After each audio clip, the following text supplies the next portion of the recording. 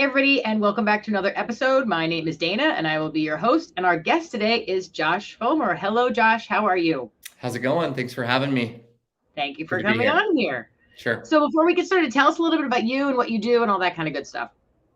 Absolutely. So I've been a recruiter for, it's been about 7 years, all corporate recruiting. I started in sort of the government, nuclear science research area. And the last several years has been solely focused on cybersecurity, and which has been amazing. That's definitely where I want to stay. Love cyber, love the people that work in this industry. It's been an awesome experience. Right now, I'm the lead cyber recruiter for Dragos. They're the world's leading industrial cybersecurity firm. We're a global company, late stage startup. We do amazing work, fully remote team. So I get to recruit folks from all over the world, which is exciting. And then more recently, the past coming up on a year, I've been super active on LinkedIn, kind of doing a lot of content creation. I have a blog all around helping cyber job seekers. There's a ton of pain and frustration in that area, as we see on LinkedIn and Twitter and other social sites. So I've been doing this for long enough. I kind of know the tips and tricks, and so trying to share that out. That is fantastic because I can't tell you how many people reach out to me and, young people or even people that are Yeah, maybe doing a career change and they just don't know how to get into this. And, they're really, because it's still kind of new, there's not a lot of roadmaps that are laid out. So when I saw that you did that, I was like, oh, we definitely have to have him on here because people are asking all the time and they just don't know what to do. So I said, yeah, well, Josh is going to show us how to get this done here. absolutely. All Um, right. Yeah, go ahead. oh no, go ahead. You're fine. So I was just going to say, okay, so we're going to start with this. What we're going to talk about here is how to get a job in cybersecurity. So before we get started this, how did you get started into, or how did you even transition over to cybersecurity from nuclear? I mean, that sounds pretty Yeah, crazy. yeah, that was fairly not easy, but I got lucky. As a corporate recruiter, you get assigned certain departments within the company. So that could be marketing, sales, engineering, cybersecurity. So at my last company, I was fortunate as a corporate recruiter to get assigned to one of the main cyber research departments. So it kind of just fell into it and had no choice. I had to start learning it. So that was awesome. But then I went a little deeper. I did a little just under a year stint as a cybersecurity project manager for one of the teams I recruited for. So I just loved what they were doing. So I wanted to kind of get more hands-on experience and work a little more closely with those departments. And then was fortunate to run into some folks at Dragos, who one of the top cybersecurity vendors in the industrial space, and they do awesome work, super well known. And then I kind of went full in and just committed to becoming a cyber recruiter full time. So, but I think for my journey is unique. I think everybody's journey into this market and into their career is unique, and it should be. But what I found is there's certain things you can do to increase your chances of success. And I certainly have used those to get where I am today. Well, that's awesome. And I'm looking forward to you sharing some tips for some of the people that are looking for these careers. So, okay, our topic, how to get a job in cybersecurity. And our first question is going to be, so what's the biggest advice you have for those job seekers? Number one is just be specific. I get hundreds of messages from candidates, and I hear people that need help, and I hear their frustration. Before I even give any specific advice, I'll just ask, well, what do you want to do? What job do you want to do, or what company do you want to work for? Just simple questions like that. And I found that the majority of candidates that I talk to, really don't have a specific answer. They say, I just want to get into cyber. I like the idea of that, or I have friends and family or other folks I know that work in the industry and they love it. So I just want to join, right? And that's like saying, walking into a grocery store and saying, I'm hungry. Let's just find something to eat. And it's like, what do you want? You want snacks, fruit, meat, So what I find is take the time to be intentional and very specific. And that is going to be a massive advantage. And the reason I give that particular advice is if you can narrow down the exact role you want, And again, for like entry level folks, it might not be this specific because you might be open to a few different roles that are somewhat related to each other. That's fine. But I found that if you can be specific, you'll learn and study the right things. You'll get the right credentials or qualifications, and then that will lead you to meet the right people, and you'll kind of snowball some momentum that leads you towards a very specific goal. So number one before anything is just be specific. I've found that is, and that's, I have some stories around that personally, but where I am today is because I was very intentional and I knew exactly what I wanted and focused on that. And I think that's helped me a ton. So. Well, that's great advice. And I also like to say to people that maybe don't even know what they're looking for yet, that they're younger or just really new to this whole thing, is just expose yourself to as much as you possibly can. Get within some kind of an organization where you can see, ooh, I'm really interested in what they're doing over there. Yeah. Ooh, no, I have no interest in that kind of a thing. Yeah. And that's the way it's just gonna help you with learning with what you like and what you're drawn to. So I think that's a good thing for people too. Even if you take a position in a, let's say, cybersecurity or IT company, it's not necessarily, if you're entry level and it's not necessarily to be in that department, you're still going to learn about you're going to be exposed to it. And if they see that you're a hard worker, you're willing to put in your time, all that kind of stuff, they will help you kind of, with that plan. That's just the way that the world works. And I think sometimes young people don't really realize that if you really show that you are a hard worker and you will, put the effort in and everything, people will help you rise to the top. They will. So anyway, that was really, really good advice you have. Get specific. Okay. Sure. So next one. So how can they stand out? This is another good one. Yeah, that's a great one. It's really hard because there's so much noise out there and a lot of competition.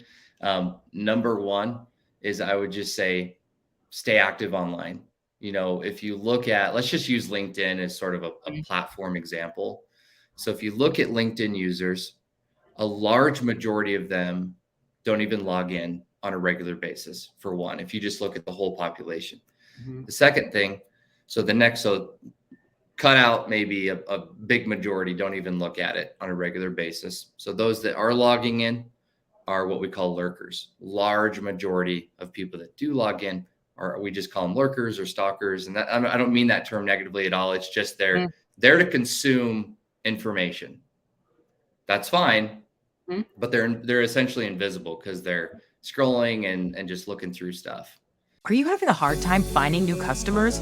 A lot of folks just like you in the IT and cybersecurity space are in the same situation.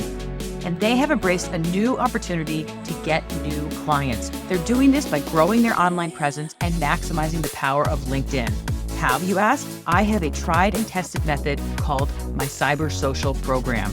I myself have been on LinkedIn and now have over 3.5 million LinkedIn views, and over on YouTube, I have over 750,000 video views. So I can show you exactly how I have done that so that you can promote your organization and become the authority in your industry.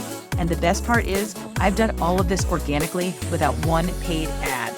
You don't need to waste your money over on Google with pay-per-click ads. Now's the time to establish yourself. Look around. The competition isn't doing it. This is your time to shine online before they do. So if you're ready to start your online journey and future-proof your business, please, down below, click the link and schedule a time for us to have a 45-minute call where I can review the exact methodology of the Cyber Social Program. You can also click below to see some of my masterclasses, which will give you quick little snippets of a couple of things you can do right away on LinkedIn that will help with your profile. I hope to see you and hear from you soon.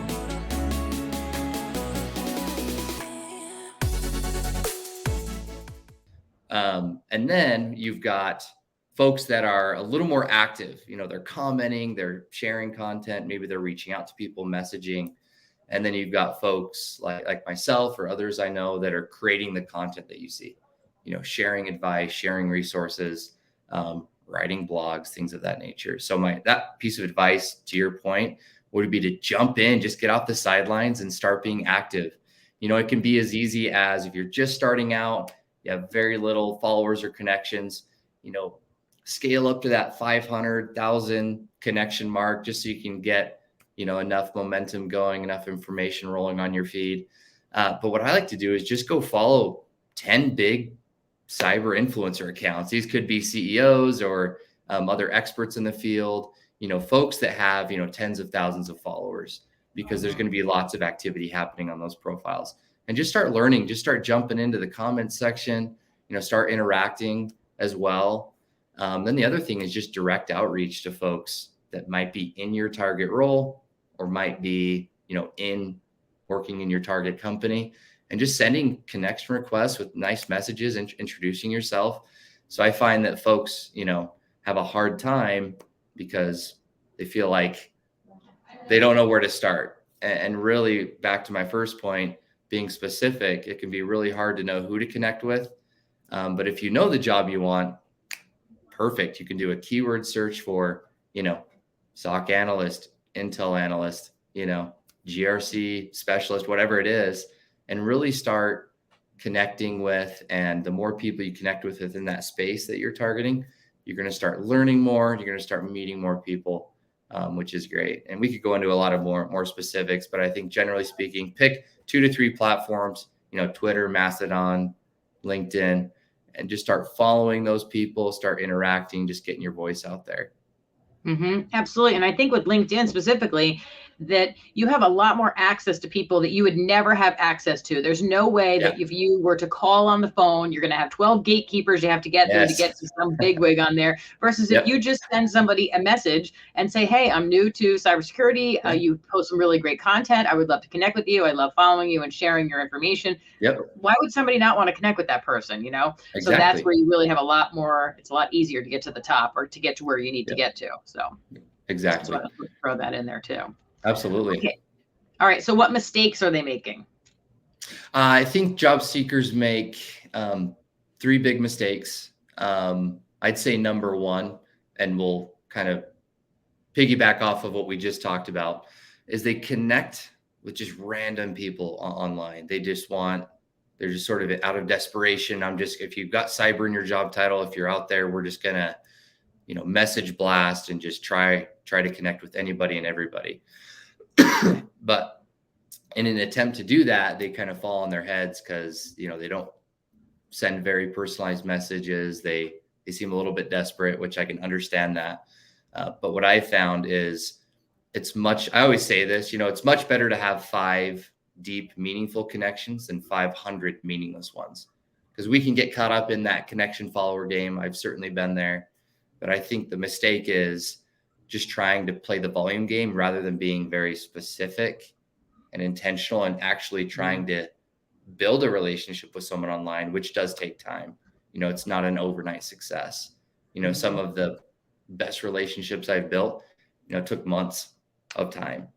Some of the people I really look up to in this creator space or recruiting space or cyberspace, I supported their content for months and months and months. And then we eventually exchanged messages, jumped on a call, just kind of evolves like that. Right. And now I've got some really awesome connections around the world that I've been able to leverage. So mistake number 2, I would say, is they become obsessed with certifications. And I understand why. When you look at all these job postings, you hear all the noise. You talk to folks that are landing jobs. It seems to be all about the certification game and having credentials and things like degrees and all of that. But what I see is they become sort of caught up in that. I got to get this boot camp. I got to get this certification. And they want to just stack their resume and make it seem like they're super qualified because they've got the Sec Plus or the CISSP or whatever it is, right? But that can, a few problems with that. You want to go towards the credentials that are in demand for your target role, or that you see people getting that are landing the job you want. You got to be specific there as well. But don't become, they're important. I understand that, especially as a gatekeeping mechanism for someone that's new. Your education largely determines the first role that you'll land in cybersecurity. That's very true as well. But I see candidates just becoming, what's my next certification? What's my next thing? Whereas I kind of reverse engineer that. You start with the job you want. Well, what does that job require? What's the knowledge? What do they do day to day? What are some of the credentials of the people working in that field? Okay. And then we can kind of logically work backwards towards the things you'd want to study and learn. But, don't become, obsessed down that rabbit hole. And then the last one I would say is they overemphasize their resume. Every single person that reaches out to me, they want a resume review. They think that's the problem. They think that's the reason they're not having success. It must be my resume. The format must be off, or there's, it's not ATS friendly or whatever.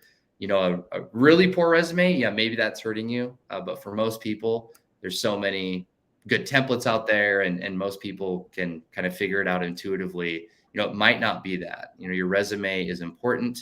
I'm not going to say it's not, but it's only a small piece to the puzzle. This is a lot of different factors, a lot of different things go into landing that job. And that's why I kind of pitch this as a journey. There's so many different aspects to navigating a career and landing the job you want. But don't, get sucked into, editing your resume endlessly and going through that cycle. Start somewhere good, try your best, get some help. But the reason you're not succeeding is probably not your resume for the most part. That's excellent advice. Thank you for pointing that out. And the certifications, I hear that all the time too. People will message me, what should I do next? What should I do next? And I'm like, oh, wait a minute. You're asking the wrong person. You should not be asking me this. But they don't know who to ask, so they ask you things. But so that I hear all the time. Which one should I get next? So I'm glad you pointed that out. Okay, so how to network effectively. This is a very good tidbit to touch on. Yeah, that's a tough one because we are so remote now, more than ever.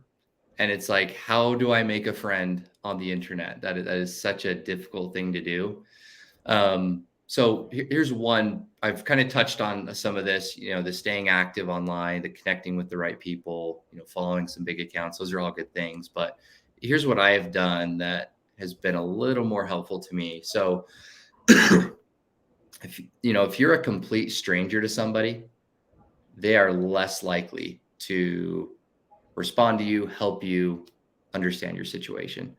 So what I've done is I have done searches on LinkedIn. We'll use that as an example. People that work at my target company, people that work in my target role, but I'll add a filter on there, and I'll try to find people that have something in common with me. So did they go to the same school? Do they live in the same place? Do they share some of the same hobbies? Do they used to work, maybe come from the same industry as me or the same past company, whatever. So if you can find just one little similarity between yourself and the person you're reaching out to, they're much more likely to respond. So for example, I used to work in the government sort of Department of Energy mission space. So if I were to need an opportunity or connect, I could, at the snap of my fingers, get really high response rates from folks that work at Department of Energy national laboratories, for the government itself, for different research centers that relate to what I used to do. Because boom, right away, Josh isn't a stranger because we used, we used to work in the same thing. Or it could be that we're both working moms. It could be that we went to the same boot camp and you landed a job that I'm looking for. Hey, and so again, this is not a magic bullet. It's not an overnight success strategy, but it's certainly, as a recruiter, I message people for a living. I have to get really good at copywriting and getting people to respond to me. But I found that if you message 50 people, you might talk to 5 of them. That's just the reality. But because again, remember, people aren't logging in. Most of them are lurkers. Some of them don't have the time, or they just don't pay attention. So, but if you can find folks that maybe are more willing to empathize with your situation, hey, we're from the same place, we have something in common. That's a great icebreaker, because you don't seem like a stranger as much if there's some sort of common ground. So that's one trick I've used. I love that. And I love the reaching out to a lot of people, knowing that you're not going to get a response from a lot of people. So don't get discouraged, right? Yes. Just keep going, keep going, keep going. Yes. And know that that's part of the game. It's not you. That's just the way that, things work when it comes to this networking thing. So that's really, really exactly good. All right. Well, this was awesome. Is there anything else you want to throw out there before we go? Or you think you got everything in there? You provided a lot of really great information. No, I think so. I think the other things are, learn to interview well. It would be the last thing I would touch on. we talk about all the laying the foundation on the networking, qualify yourself for the job, building a good resume. But once you start landing those opportunities, the game isn't over. You've got to present yourself well, and just hop onto YouTube, hop onto Google, or interview tips, how to answer these interview questions. There's all sorts of resources out there. But no, it's a journey, just keep at it. And the most diligent candidates tend to win. Just don't give up. So I know that's cliche, but it works. It's true. It is true, though. So, well, this was really, really great. Josh, thank you so much for all this awesome information. I can't tell you how many people are going to watch this and be very, very happy that they did. So thank you for that. Appreciate that. And appreciate everybody for watching. So thank you for your time, and we'll see you on the next episode. Till then, bye-bye. Thanks, Dana. Bye.